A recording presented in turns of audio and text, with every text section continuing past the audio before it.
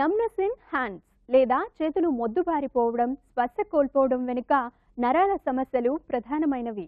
ఒక్కోసారి అరుదుగా మెదడు, వెన్ను సమస్యల వల్ల కూడా చేతులు మొద్దుబారిపోయే సమస్యకి కారణం కావచ్చు. సమస్య తీవ్రతను బట్టి చికిత్సతో పాటుగా జీవనశైలి మార్పులు అవసరం పడతాయి.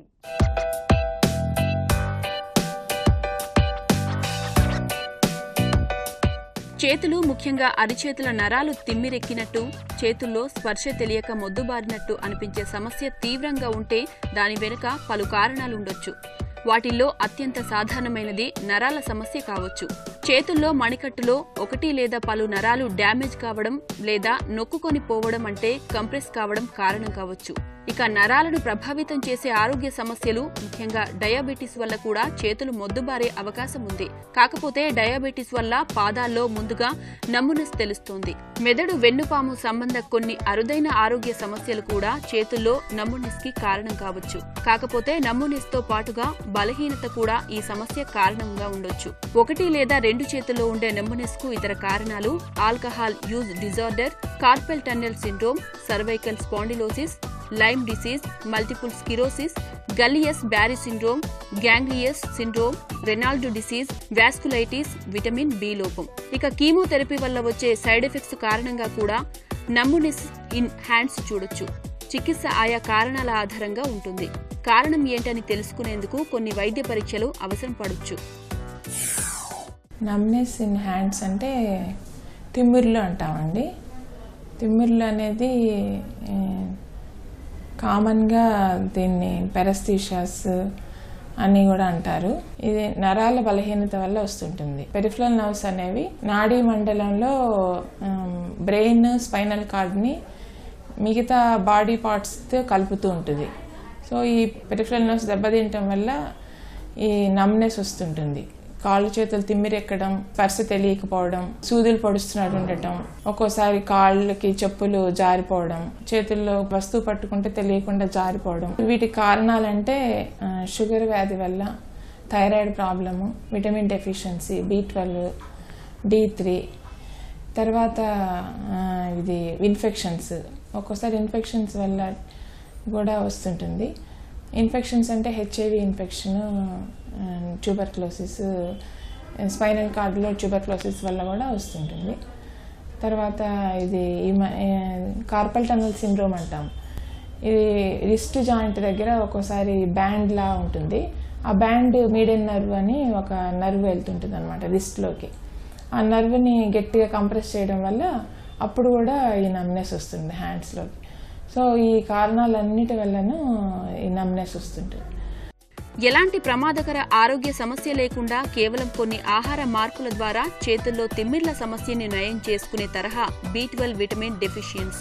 ఇది సాధారణంగా పెరిగే పిల్లల్లో, యుక్త వయస్కుల్లో చూడొచ్చు. సరి అయిన మోతాదుల్లో విటమిన్ బి తీసుకొని కారణంగా చేతుల్లో, కాళ్లలో తిమ్మిర్లు రావచ్చు.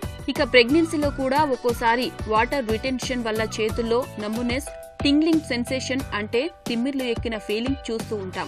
బి విటమిన్ లోపం వల్ల నరాల పనితీరు దెబ్బతింటుంది. కాబట్టి బి కాంప్లెక్స్ విటమిన్ తీసుకోవడం ద్వారా, లేదంటే ఆహారంలో బి విటమిన్ ఉండే ఫుడ్స్ పుష్కలంగా తీసుకోవడం ద్వారా ఉపశమనం పొందవచ్చు.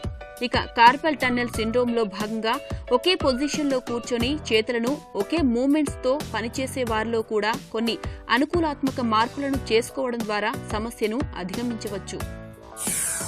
ఇవి కనుక్కోవాలంటే మనం వీళ్ళకి నర్వ్ కండక్షన్ స్టడీస్ అని చేస్తాం. సో నర్వ్ కండక్షన్ స్టడీస్ అంటే చిన్న షాక్ లాగా ఇచ్చి, సో ఆ నర్వ్స్ని స్టిమ్యులేట్ చేసి చూస్తాం అనమాట. అది నర్వ్స్లో డిఫెక్ట్ ఉందని అర్థం చేసుకుని దాన్ని బట్టి ఈ నర్వ్స్ ఎఫెక్ట్ అయిన దానికోసం ఇన్వెస్టిగేషన్ స్టార్ట్ చేస్తాం అనమాట.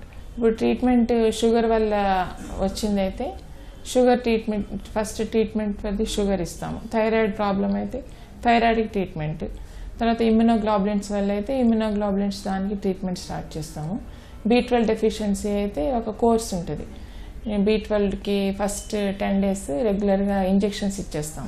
తర్వాత వన్స్ ఇన్ 3 days ఇంజెక్షన్స్ ఇస్తాము. ఆ తర్వాత once in a week injections ఇస్తాం. అలాగా అది B12 కరెక్ట్ చేస్తాం.